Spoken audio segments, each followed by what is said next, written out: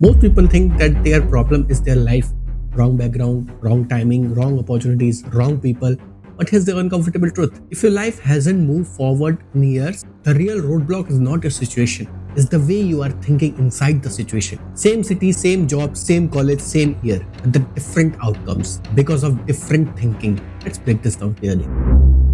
Quick context if you're new here. Hello, I'm Vineet. I run this channel to help people build clarity and better systems. Let's get into it. Why people blame life? Blaming life feels logical. It protects the ego. You say, I didn't get support. मुझे किसी ने support नहीं किया. मैं बहुत देर से आया हूँ इस इंडस्ट्री में, या मेरे पास enough resources नहीं है, या सारे मुझसे आगे निकल गए हैं. Sometimes, yes, life is unfair, but mostly हम अपनी गलतियों की वजह से ही पीछे रह जाते हैं. But here's what no one likes to admit. Two people can be in the same situation and one will build something meaningful, but the other stays stuck for years. If life was a real roadblocker, everyone in a bad situation would fail, na?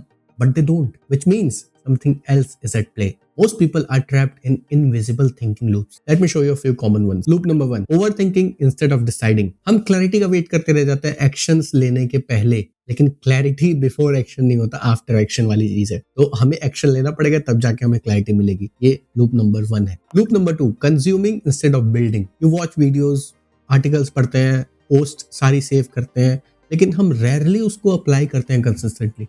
हमें ये ध्यान देना है कि हम उसको apply कर रहे हैं कि नहीं. वो हमारे लिए ज्यादा बेनिफिशियल होगा. Loop number 3, comparing without context. You compare your chapter number 2 with someone else's chapter number 12. तो आप सोचते हो कि मैं पीछे रह गया, मैं आगे कर ही नहीं पाऊंगा, ये बंदा मुझसे बहुत ज्यादा आगे है. लेकिन आपको ये चीज समझनी पड़ेगी कि आप पीछे नहीं हो. You are just distracted, you are not behind. Why thinking matters more than talent. Talent doesn't decides outcome, but thinking does. Your thinking determines आप किस पे फोकस करोगे, आप क्या स्टार्ट करोगे, आप क्या क्विट करोगे, आप किस पे बहुत ज्यादा कंसिस्टेंट रहोगे. ये सारी चीजें थिंकिंग पे डिपेंड करती हैं. If your thinking is short term, emotional, reactive, then your life feel chaotic.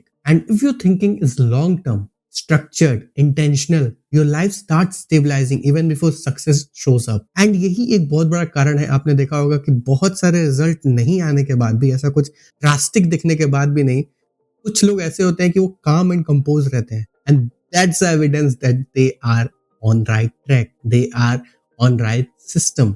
They are following their system with clarity. इस चीज को बहुत ज्यादा समझना पड़ेगा कि अगर वो अपने सिस्टम पे, अपने प्रोसेस पे ट्रस्ट करके बंदा काम कर रहा है, तो उसको रिजल्ट अगर स्टार्टिंग में नहीं भी मिलेंगे ना, फिर भी उसका दिमाग शांत रहेगा, काम एंड कंपोज रहेगा. एंड काम एंड कंपोज आप जब रहते हो तो आप बेहतर डिसीजन ले पाते हो.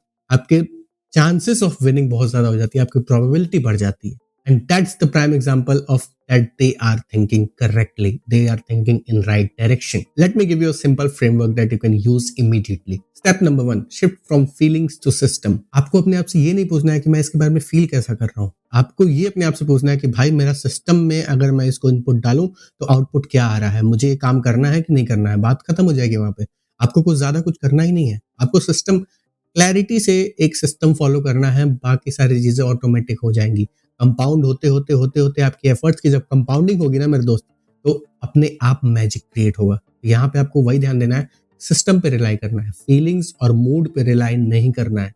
क्योंकि व्हेन मोटिवेशन फेड्स ना, सिस्टम स्टेज. ये हमें समझना पड़ेगा कि मोटिवेशन जब नहीं काम करता है तब सिस्टम काम करता है, और सिस्टम इज योर तुर्क का इक्का. Step number 2, shrink the horizon. आपको पूरी लाइफ की प्लानिंग नहीं करनी है मेरे दोस्त. आपको सिर्फ फोकस ये करना है कि मेरे नेक्स्ट 90 डेज मेरे क्या प्लान है, मेरे को क्या अचीव करना है, मेरे क्या ट्रेजेक्ट्री होने वाली है.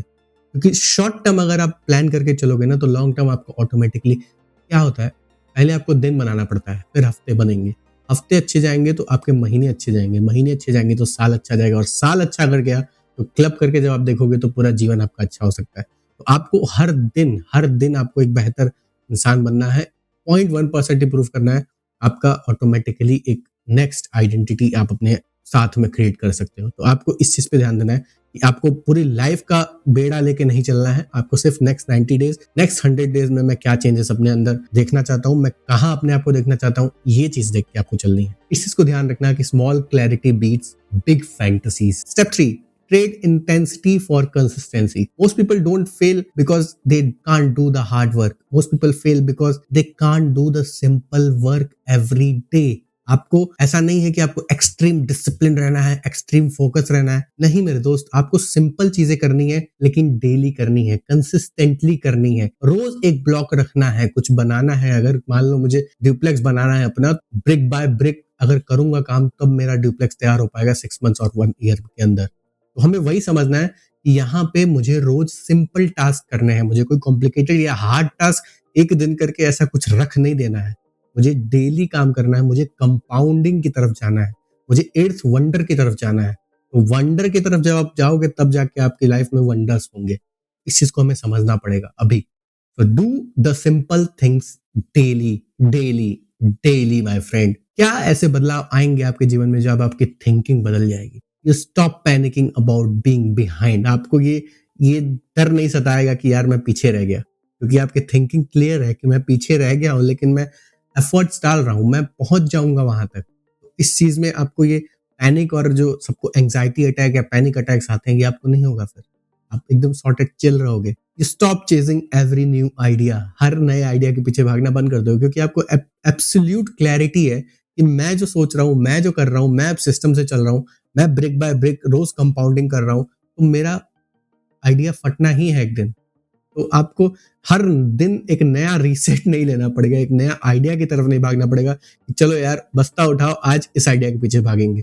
ये आपको नहीं करना पड़ेगा। आपकी अंदर क्लैरिटी ऑटोमेटिकली बिल्ड हो जाएगी and you start building quietly.